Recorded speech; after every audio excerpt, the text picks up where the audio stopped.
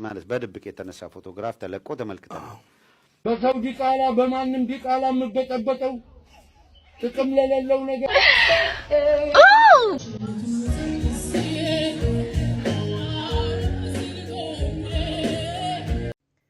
ላግባሽ የምትለኝ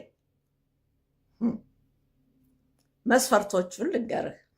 ትላንት ማለት ነው ጫማዬ ብረሽ የተደረገ ነበርና ብር የምትቆጥቡ ሰዎች ማለት ነው፣ ገንዘብ የምትቆጥቡ ሰዎች ማለት ከምን ላይ ተርፏችሁ ነው? ማለት እኔ እኮ ብር ካደረ ማለት ነው በቃ ኬክ ነው የሚመስለኝ፣ ይበላሻል ብዬ ነው ማስበው። የማያምረኝ ነገር የለም በቃ በነገር እያልኩ ነው ማጨበጭው። ማለት እናንተ እኮ መሸለም ነው ያለባችሁ። ነገር እኮ ትልቅ ጥበብ ነው ባይዛው። ማለት እንዴት ነው ራሳችሁ የምትገዙት? እንዴት ነው እንደሌላችሁ መሆን የምትችሉት? እኔ እኮ ያንዳንድ ሰውን እንዲጅት ታርጋችሁ አካውንቱን ስታዩ ፌንት ከኔ እኮ ማነው ጋሽ በላቸው ግቢ ማለት ነው ጥበቃው 2 መሬት አለው። ባንክ አካውንቱን ባያችሁ አረ 2 ሚስት ማለት ላይፍ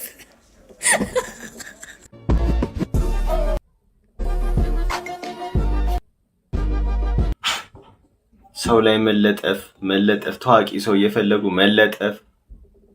እስቲ ራስ ላይ ተለጥፍ። የራስ ቀለምና ከለር ይኖር፣ የራስ ሐሳብ ይኖር።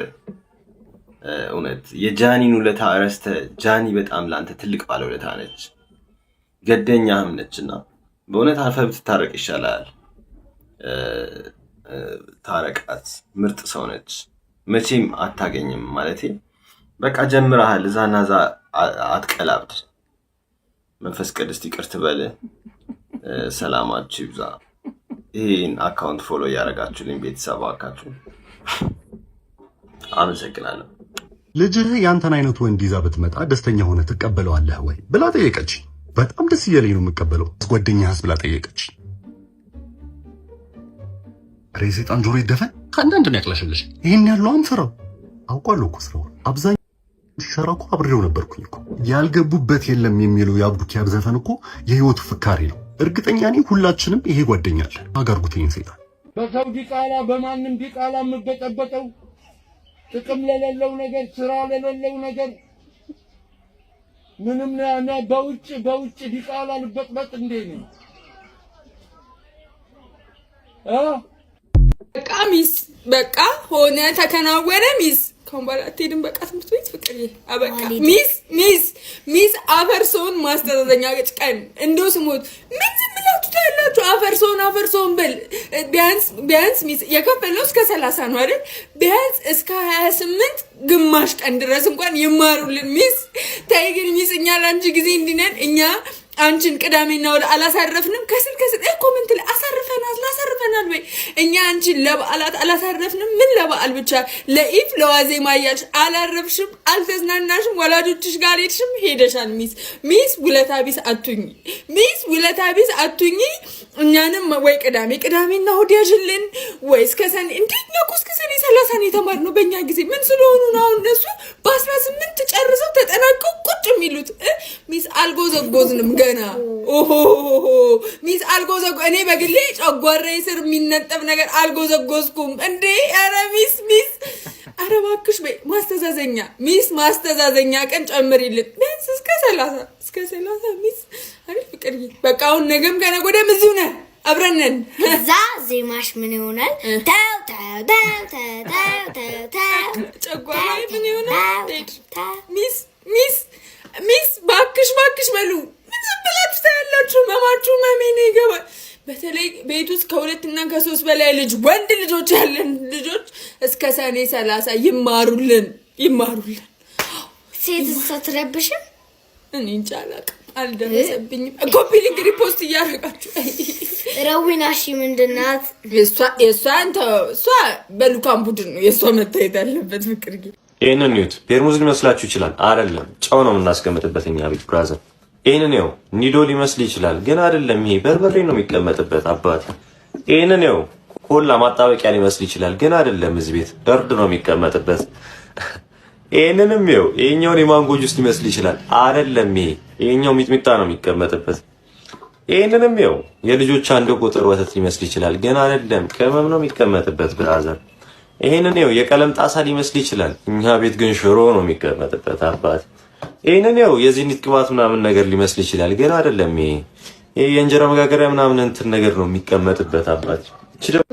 እኔ ባልደቷ አይደለም የባልደቷ ጓደኛ ነኝ። እኔ ባለልደቷ አይደለም የባልደቷ ጓደኛ ነኝ። እኔ ባለልደቷ አይደለም የባለልደቷ ጓደኛ ነኝ።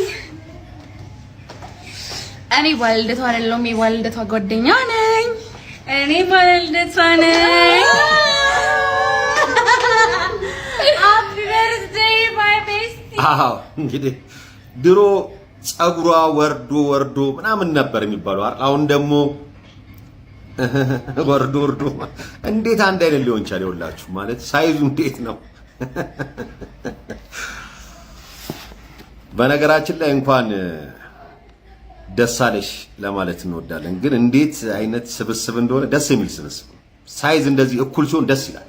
በቃ መልካም ልደት ብለናል እኛ።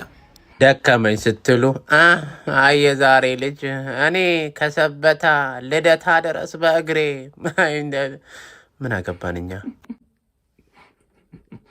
ምን አገባን? በፍቅር ለተጎዳን ራሳችንን ለማጥፋት ለወሰንን ምን ትያለሽ? በፍቅር ምን እልሻለሁ መሰለሽ ማሪ፣ እንዴት ስራ ፈተሻል እልሻለሁ። አንቺ ስራ ፈት ነይ፣ ሲጀመር ወደዚህ ነይ ላዋራሽ። ስራ ፈት በፍቅር ነው የተጎዳን። እንዴት ትኖሪያለሽ? ኑሮ ይቀጥላል፣ ትኖሪያለሽ። የምን ማባበል ነው ደግሞ?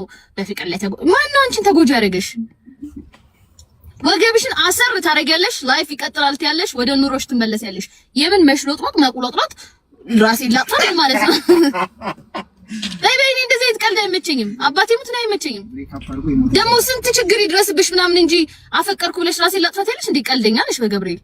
የምሬን ነው። ሁሉም እንደዚህ እንሆናለን። ሁላችንም ደርሶብናል። ኑሮ ግን ይቀጥላል። የኔ እናት ተስፋ እንዳትቆርጭ በእንደዚህ አይነት ነገር ትረስት ሚ። የተሻለ ሊመጣ ነው ብለሽ እሰይ ብለሽ ኑርት ነው። እሺ ማሬ፣ ላይፍ ይቀጥላል ቆንጂዬ።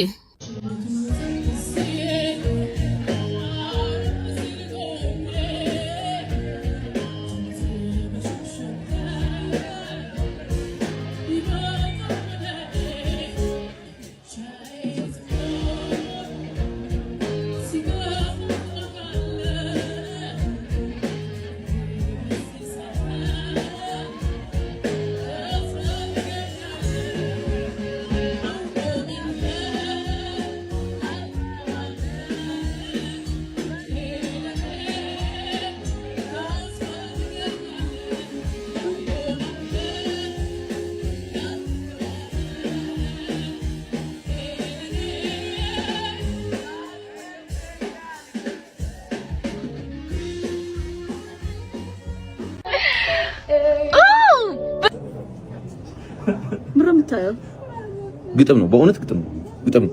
አሁን ግጥም ትጀምራለች። ከምር ግጥም እኮ ነው። ግጥም ጩኸትሽም የግጥም አይመስል አኳኋንሽ ሁላ ምን አለ ከኋላ። ስንት ቦዲ ካውንት አለክ?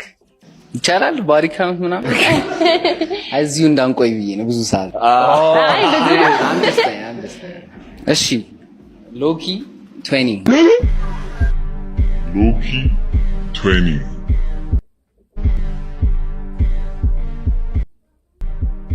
እደግመዋለሁ። በባዶ አደረገ መጠጣ ፍዞት ፈዞ ቀረ ጆከሩን ስቦት። ብዙ ኖሬ ነበር ፍቅር በሚመስል በሰጠኸኝ ቅዠት ጠልቄ እየዋኘው ተመስገን። አንተን ያጣው ለታ ራሴን አገኘው።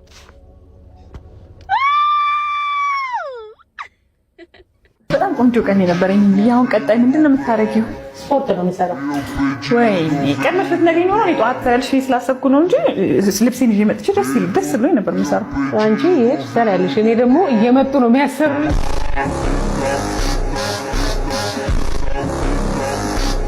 ሉላዬ አልተረፍሽም።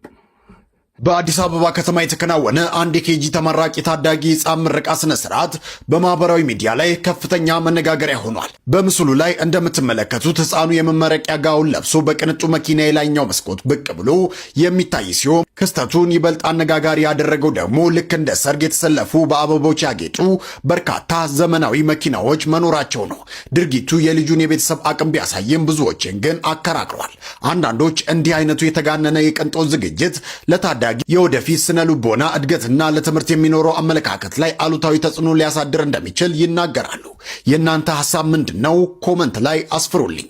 ለበለጠ መረጃ ፎሎ ማድረግ እንዳይረሳ። ተዋናይት ብሩክታዊት ከቤተሰቦቿ ጋር ተጣልታ ከሐዋሳ አዲስ አበባ ስትመጣ በ15 ዓመቷ በዛ ሰዓት ወደ ቤቷ በመውሰድ እንደ ልጇ ለ7 ቀን ተንከባክባ ከዛ በኋላ ከቤተሰቦቿ ጋር ያገናኘቻት እናት እንግዲህ በመጨረሻም ተገኝታ እንደምታዩት ሰይፉ ሾው ላይ እያወሩ ይገኛሉ። ፕሮግራሙ በእውነት እጅግ ደስ የሚል ነው። ይህ ፕሮግራም ሊያመልጣቸው አይገባም። እንዴ እናቱ ምን ሆነሽ ነው? እያየሽ አትሄጂም እንዴ? ራስ እያያት አይደል እንዴ? አይንሽ የማይሰራም እንዴ? ምን ሆነሽ ነው እናቱ? ና ላሳይ። ምን ልትሆኝ ነው? ምን ልትሆኝ? እስኪ ወን እንዴ ምንድነው እንዴ? በዚህ ሳምንት ደግሞ በሰይፉ ከባለፈው ሳምንት የቀጠለ የነ ብሩክታይትን ከ12 ዓመት በፊት የረዳቻትን ሴትዮ አገናኝቷቸዋል ማለት ነው። እና በቃ መጀመሪያ ላይ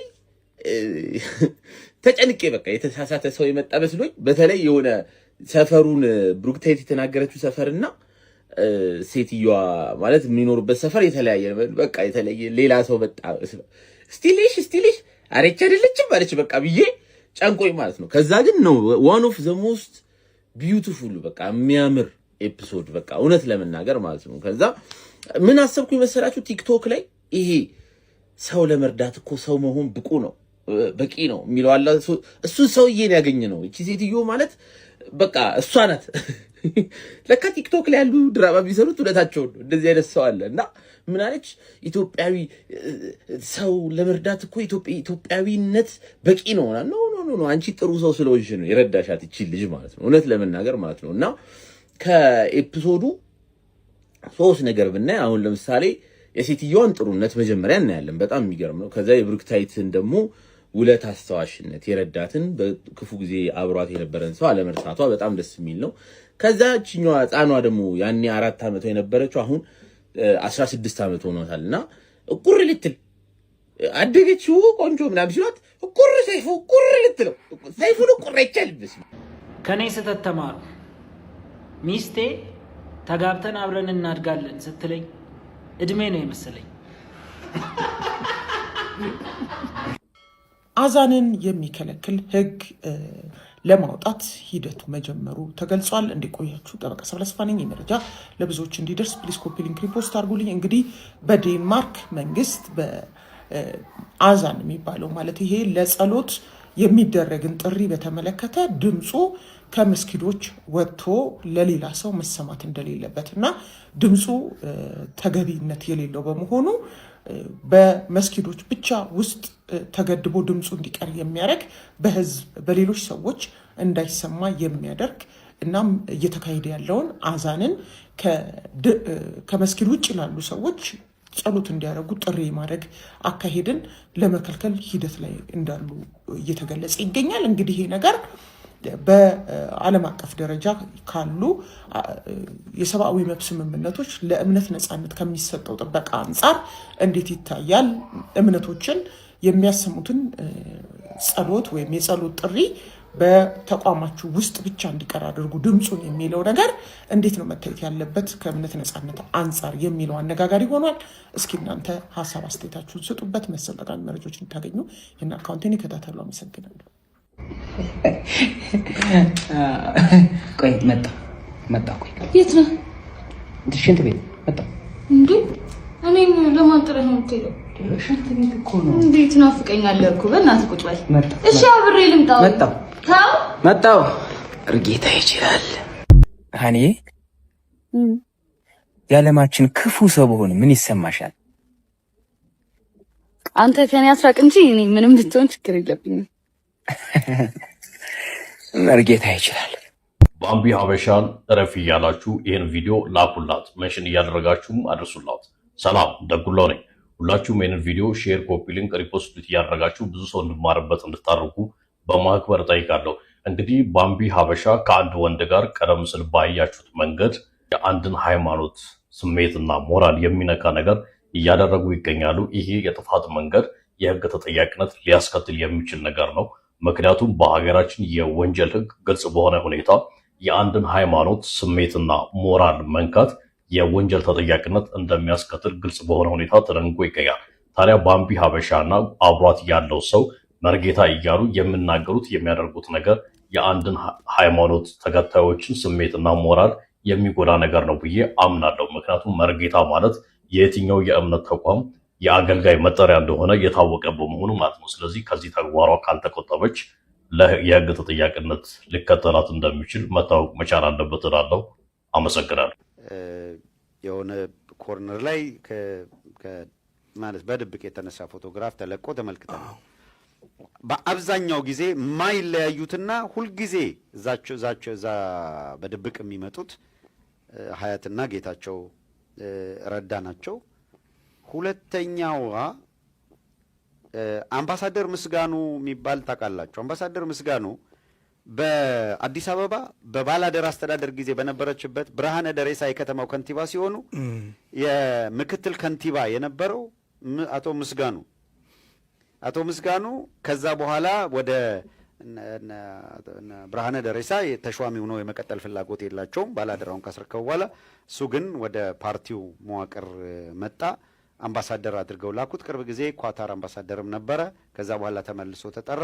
አቲንክ አሁን ይሄ የጫካ ፕሮጀክት የምናምን ላይ የሚፈሰው ከባድ ገንዘብ እነሱ ላይ የሚንጠባጠብ ነው። አምባሳደር ምስጋኑ ወደዛ በተመላለሰ ጊዜ ሁሉ ሉላ ገዙን ይዞ ነው የሚመላለሰው ነው። ማን ነው የሚዲያ ባለሙያ ናት ሉላ። እና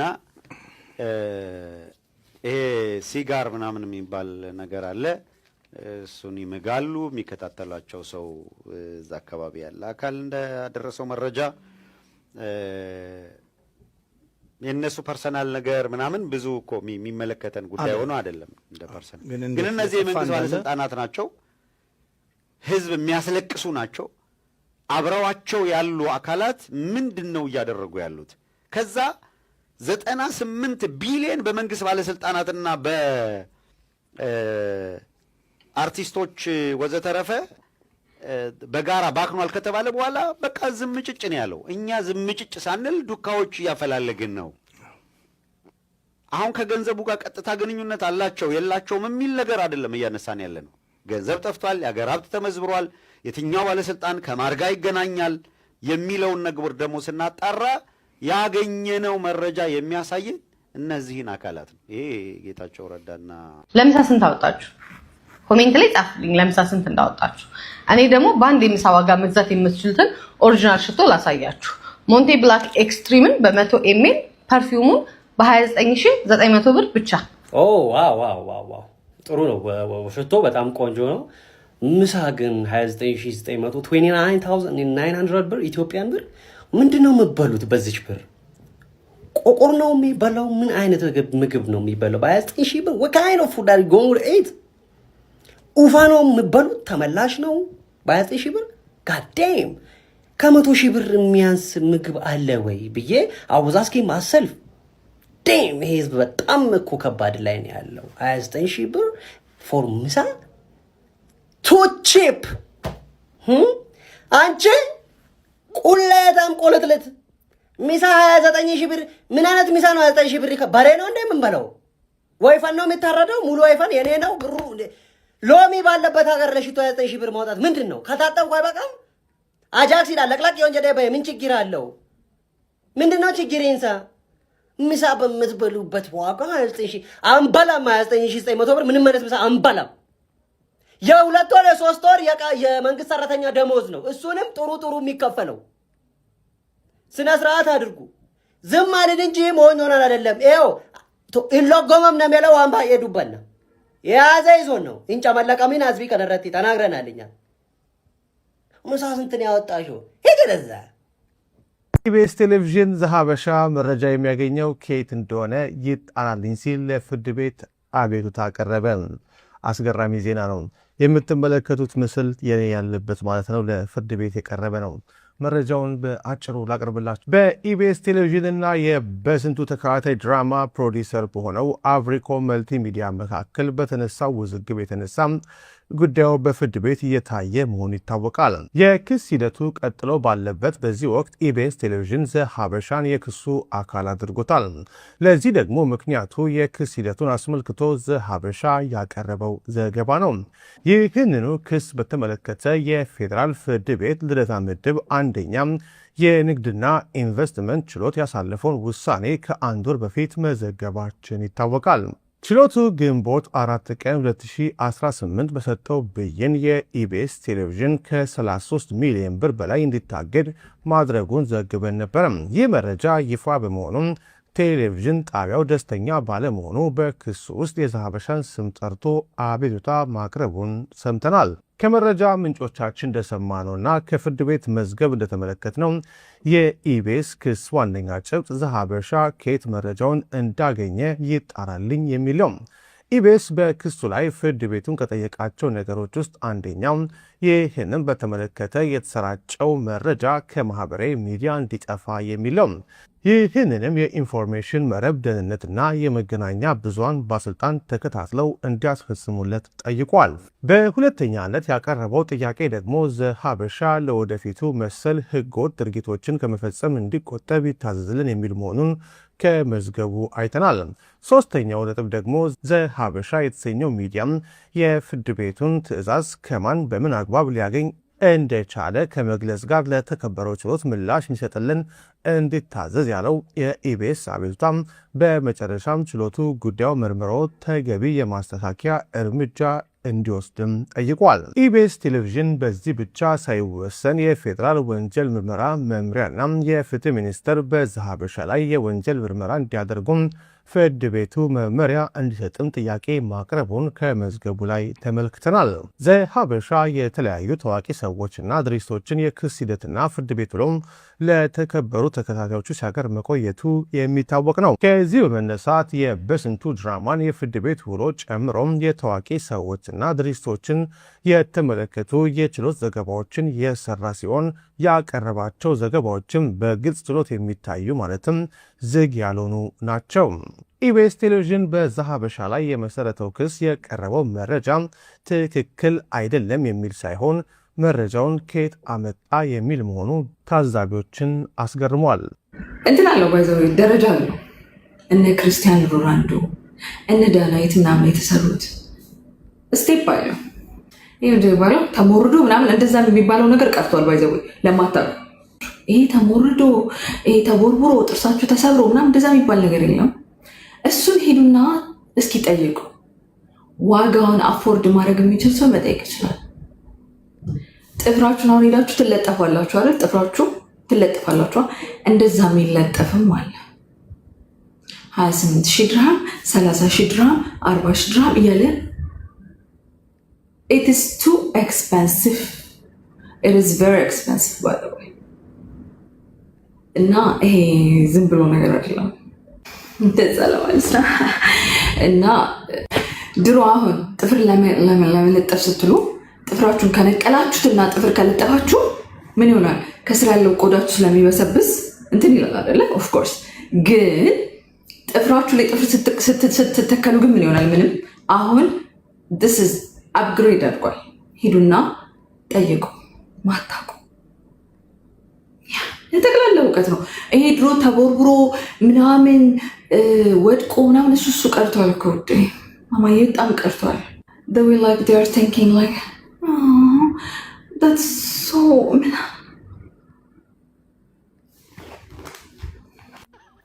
ተመልከቱልኝ። ይሄን ደግሞ እነዚህን ደግሞ ይውልኝ እስቲ እንደው በመድኃኒዓለም ኧረ በስመ አብ ወወልድ ማለት በቃ የዚህን ያህል አእምሯችን ወርዷል እንዴ? የዚህን ያህል አእምሯችን ወርዷል። አሁን ይችን የምታክል ሴትዮ ምንድን ነው ይህን የሚያክል ሰውዬ ጺም አንጀርግገ?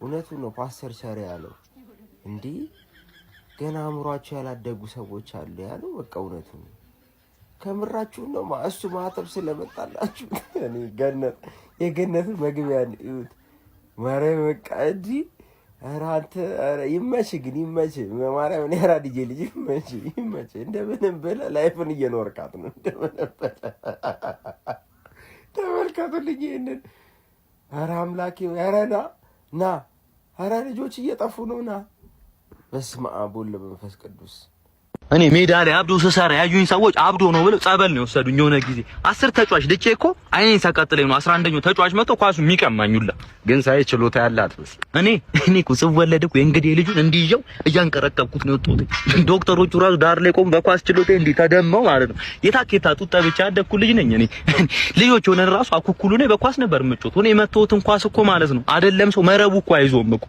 እዚህ ድረስ ላይ ደግሞ ኳሱን ቶ ሻይ አበርዳለሁ እኔ እንደዚህ አድርጌ ግን ያንተ የግል ብቃት እኮ ለብሩ በቂ አይደለም እኔ ብቻዬን እኮ ሙሉ ቡድን በለኝ እኮ ቤንች ላይ ቁጭ ብዬ እኔ ጎል ላገባ እችላለሁ እኔ እዚህኛው አንገላጋጭሽ እዛኛው ጎል ላገባ እችላለሁ ኮርና ሻምቶ ሄዶ ገሽቶ ያገባው ማን ነው ፋዘር እኮ ነው ከዘር እኮ ነው እኛ ጋር ኳስ እያልኩ እኮ ነው ለመሆኑ ምን ቦታ ላይ የምትጫወት ምን ማለት ጮትበት ቦታ ላይ እኔ ሁሉም ቦታ እኮ ነው የምጫወት በረኛ ብታስገባኝ ይሁን ጎል የሚባል ስለማይገባ የጎሉን መረብ ለአሳ አጥማጆች ሳይቀር ወስደ ማከራየት ትችላለህ ተከላካይ ብታስገባኝ ሰው ያልፋል ኳስ አያልፍም ኳሱ ችግር ቢሆን አያልፍ መሀል ብታስገባኝ ኃላፊነቱ የተወሰነ የግል ድርጅት በላይ አከፋፍለዋለሁ አጥቂዎቹ እየተረከቡ መሸጥ ነው የሚጠበቅባቸው አጥቂ ካረከኝ ደግሞ ነገሩ አለቀ በማላገባው የለም በሱፍ አገባለሁ በጥለት አገባለሁ በሽማግሌ አገባለሁ ይኸውልህ በየጨዋታው 4 እያገባው 3 ነው የምፈታው እና ምኛ 11 ውስጥ አሰልፍ ይኸውልህ ጨዋታው እንደተጀመረ 4 እንዳለቀ ደግሞ 2 ነው የምሰጠው ሁላችሁም ባለማተቦች ይሄ ቪዲዮ የደረሳችሁ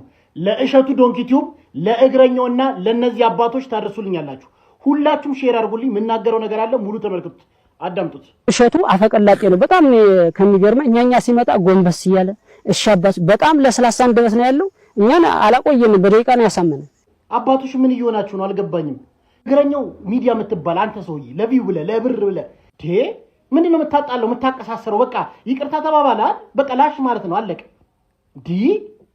አባቶች ምንድነው በዚህ ልክ እንደዚህ መውረድ ቤተክርስቲያናችን በዚህ ልክ እንደዚህ ማሰደብ ምንድነው አባቶች አልገባኝም ዘንድሮ ምን እየተፈጠረ እንደሆነ አልገባኝም እንደዚህ ይቅርታ ተባላ በቃ በውስጥ መጨረስ ሲገባ ቲክቶክ ላይ እንደዚህ አንድ የገዳም አባት መነኩሴ ቲክቶክ ላይ እንደዚህ መልኩ ሲተማማ መሳይ በጣም ይገርመኛል እግዚአብሔር ይቅርታን ማስተማር ትህትናን ማስተማር ሲቻል ቲክቶክ ላይ ተጥሎ ወይ ደግሞ ለአንድ ጋዜጠኛ እሸቱ እንደዚህ ነው ማለት ከአንድ አባት ይጠበቃል ከናንተ ምንድነው የምንማረው እኛ እኮ ዓለምን ትተን ለናንተ እንጸልያለን ብላችሁ አይደል ገዳም የገባችሁት እሸቱ ዶንኪ ቲዩብ የምትባል ወንድማችን ምን እየሰራ ነው ያለው አልገባኝም አንተ ለዩቲዩብ ቪው ብለ ስህተት አትስራ በተለይ ቤተክርስቲያን ላይ ብለን ተናግረናል አይደል እንዴ ሲቀጥል ደግሞ እግረኛ ትላንት ማለት ነው ጫማዬ ብረሽ የተደረገ ነበርና ልክ እዛ ስቀመጥ አንድ የ7 ዓመት ልጅ ወደኔ ቀርቦ ፊቴን በደንብ አይቶ ቢጫ ሆንክ እንዴ ብሎ ጠየቀኝ አዎ ቢጫ ሆንኩ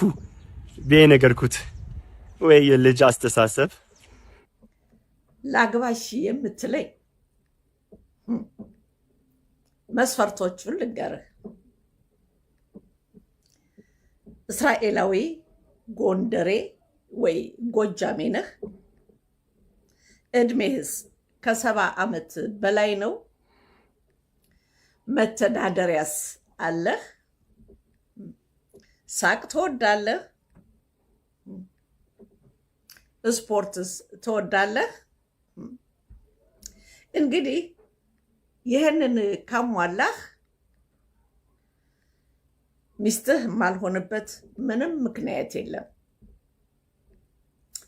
መምረጥ ዲሞክራሲና ሰዋዊ መብቴ መሆኑን ማወቅ መልካም ነው ኦኬ እንደዛ ነው